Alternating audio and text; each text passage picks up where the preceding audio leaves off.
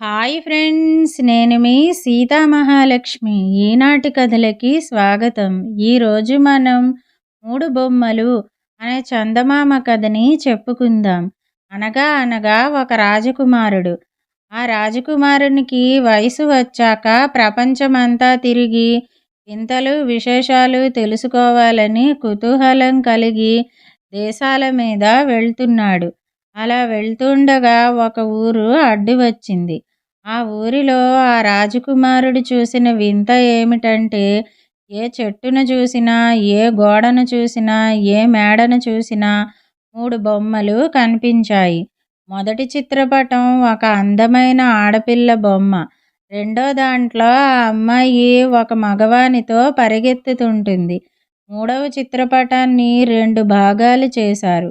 పైభాగంలో వెనకటి బొమ్మలో పరిగెత్తుతున్న మగవానికి ఉరి వేస్తుంటారు.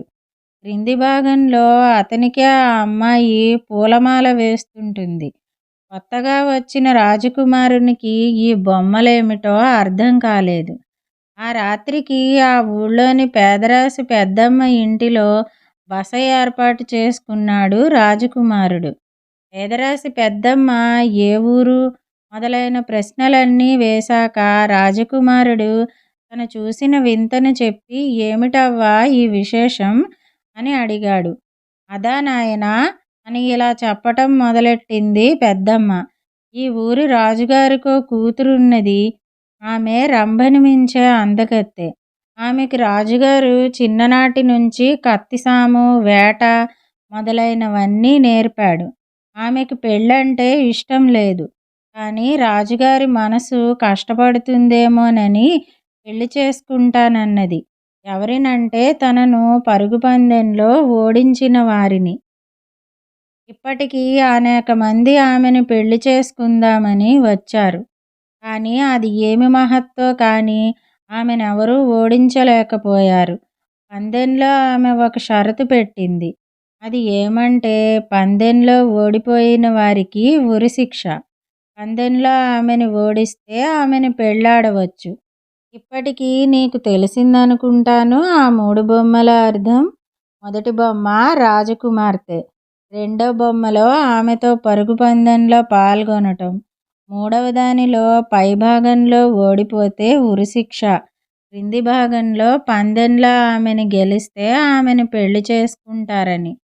పేదరాశి పెద్దమ్మ ఇలా చెప్పేసరికి రాజకుమారునికి మనసులో లేదు.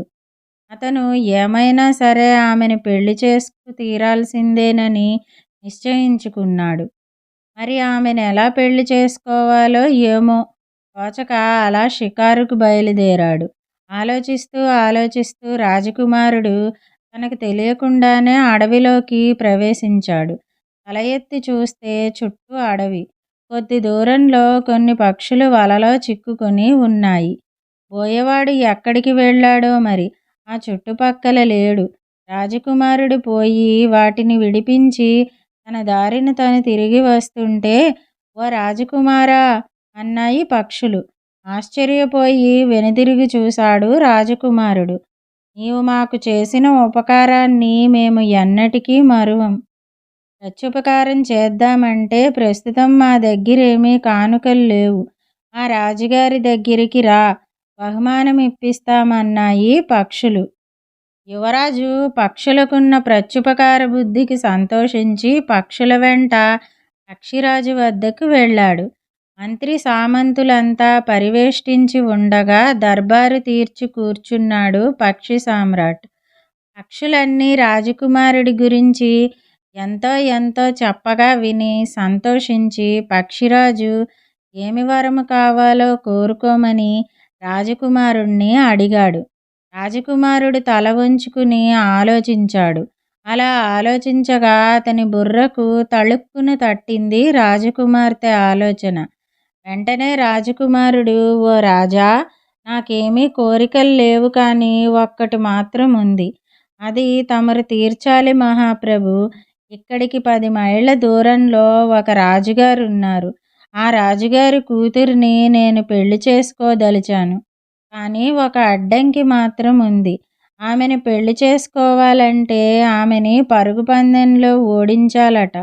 ఆమెని ఇంతవరకు ఎవరూ ఓడించలేకపోయారు. ఉపాయం చెప్పండి మహారాజా అని అడిగాడు. పక్షిరాజు కాసేపు ఆలోచించి రెక్కల్ని విదిలించి, రాజకుమారా, అసాధ్యమైన కోరికే కోరావు. కానీ ఏమి చేస్తాం? ఈ మానవుల్లాగా ఆడి తప్పే రకము కాదోయ్ మేము. ఆమెను పందెంలో ఓడించడం కష్టం. దానికి ఒక్కటే మార్గం ఉంది. సప్తమహాసముద్రాలు దాటాక ఒక దీవి కానవస్తుంది. ఆ దీవి నడిమధ్యలో ఒక కొలనుంది. ఆ కొలను అట్టడుగున పాతాళ లోకానికి సొరంగం ఉంది.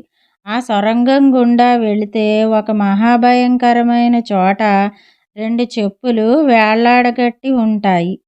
అవి తొడుక్కొని పరిగెత్తితే నీవు ఆమెని ఓడించగలవు అన్నాడు.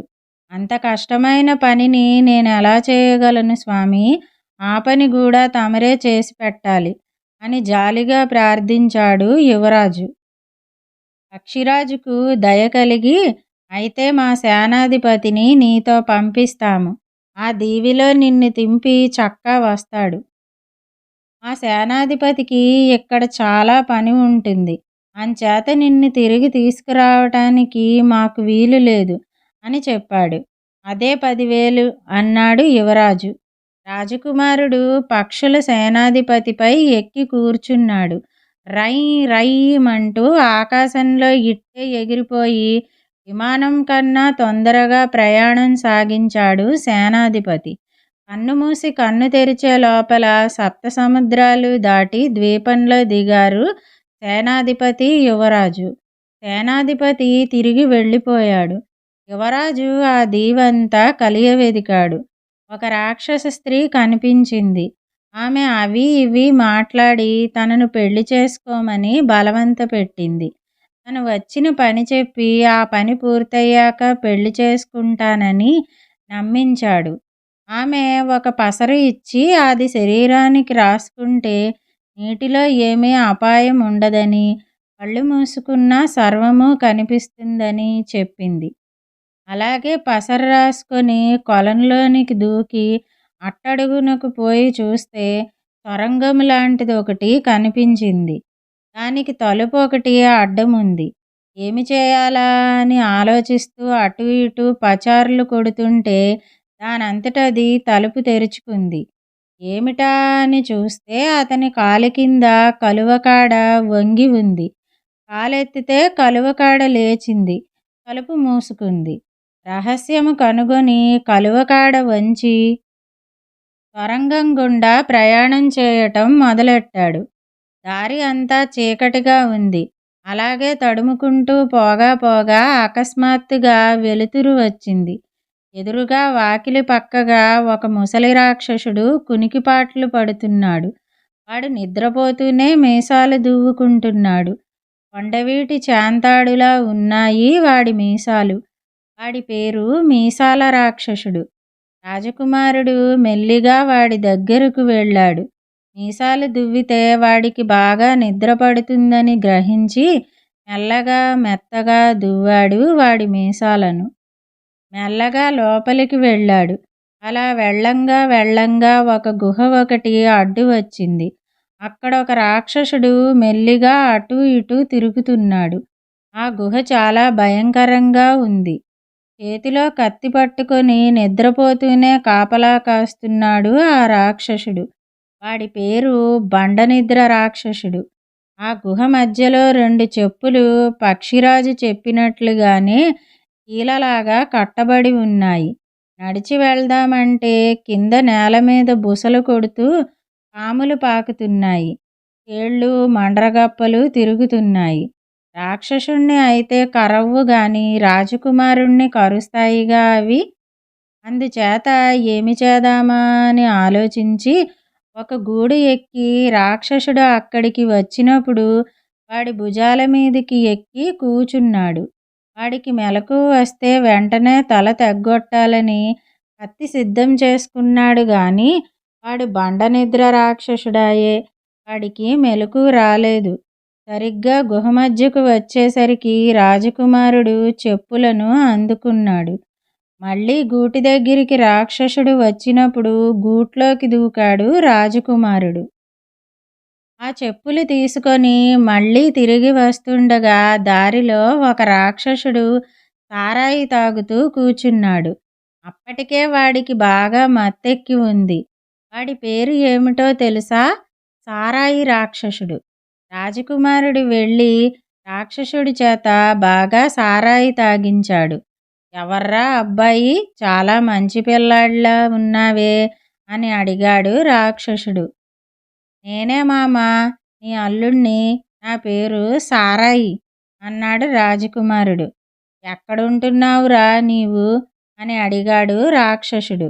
సారాయి రాజ్యంలో, సారాయిపురంలో, సారాయి ఇంట్లో ఉంటున్నాను మామా. మా ఇంట్లో సారాయి చాలా ఉంది మామయ్య, వస్తావా, తీసుకెళ్తాను గాని అని టోకరా వేశాడు రాజకుమారుడు. వస్తానురా, ఇక్కడ సారాయి కోసం మొహం వాచిపోయాను. మీ సారాయిపురానికి వస్తే మీ ఇంట్లో ఉండే సారాయి బావిలోనే కాపురం ఉంటాను నేను అన్నాడు రాక్షసుడు. ఇలా టోకరా వేశాక సారాయి రాక్షసుడు భుజాల మీదకి ఎక్కి కూర్చున్నాడు రాజకుమారుడు. రాజకుమారుడు దారి చూపిస్తే సప్త సముద్రాలు దాటి రాక్షసుడు రాజకుమార్తె ఊళ్ళో కాలు పెట్టాడు. అప్పుడు రాజకుమారుడు, మామా మామా, ఇప్పుడైతే అంతా నిన్ను చూస్తారు. రాత్రికి రహస్యంగా మా ఇంటికి వద్దువు గాని, అంతదాకా ఈ ఇంట్లో దాక్కొని ఉండమని చెప్పి ఒక పెంకుటింటిలోకి తీసుకెళ్ళి బయట గొళ్ళెం పెట్టి నిప్పంటించాడు.